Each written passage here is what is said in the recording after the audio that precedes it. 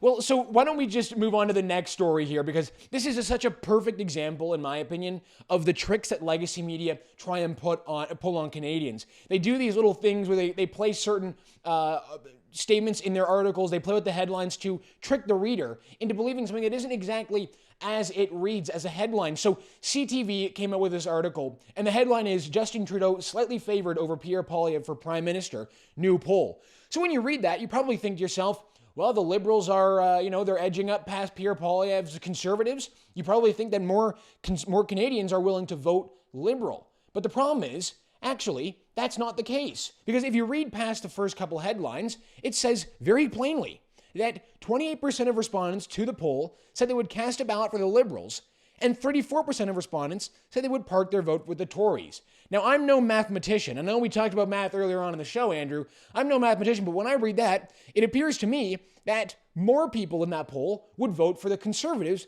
than the Liberals. So why exactly they think they can go along with the headline of Justin Trudeau is slightly favored over Pierre Poilievre for Prime Minister when, the numbers itself say that the Liberals would have fewer votes than the Conservatives, obviously speaks volumes. It's only 11 paragraphs into the story, Andrew, where they finally say that in a preferred Prime Minister poll, which doesn't actually matter that much in my opinion on the national scale, preferred Prime Minister, Justin Trudeau edges Pierre Poilievre by 2 percentage points. So they're playing tricks with us there. It's classic fake news in my opinion. It's just exactly what they've been doing for many years now.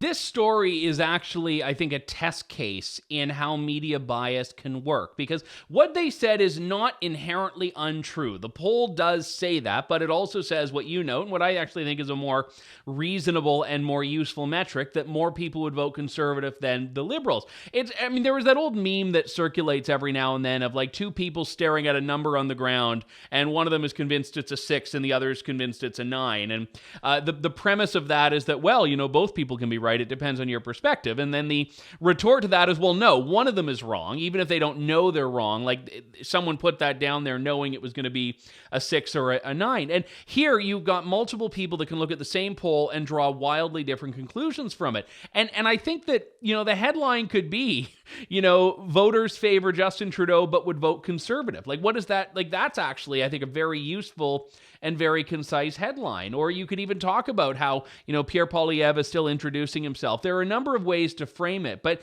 just picking one or the other, which is what media does here, gives a very skewed version of this. And I actually think this story, in a way, could be taught and should be taught in journalism programs, because you do have a poll that has an inherent contradiction in it, and it's amazing how media like to just pick the one that benefits them the most and use that. Well, the journalist, you're exactly right about it being a case study, and it should be studied in journalism schools. The journalists knew exactly, as you said, Andrew, they had really two avenues to go with this story. Well, 3, really. They could go down the middle and try and blend the two together, as you said in the headline, or they could take the one that counts or the one that doesn't count. They knew that the opinion polls of the preferred Prime Minister, which really mean nothing when it comes to the ballot, they knew that... Yeah, if you're prepared to vote Conservative, but you're like, I guess I'm not sure about Pierre, but I vote Conservative anyway, that is almost more useful.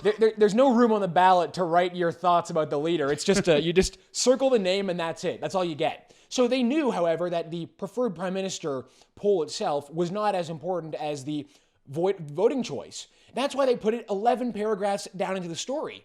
But they chose to lead with it in the headline. That, I think, speaks volumes to where the legacy media is coming from, what they're prepared to do, and just how willing they are to try and play tricks on the audience. And I think that's just, it's not right, and I think that it happens all the time. That's why we talk about on the show. There's a bias of omission. There's also, I consider it to be bias of placement in the article. Most people will never get 11 paragraphs into the story because they're busy. They're doing other things. They want to skim the headlines and get the story there.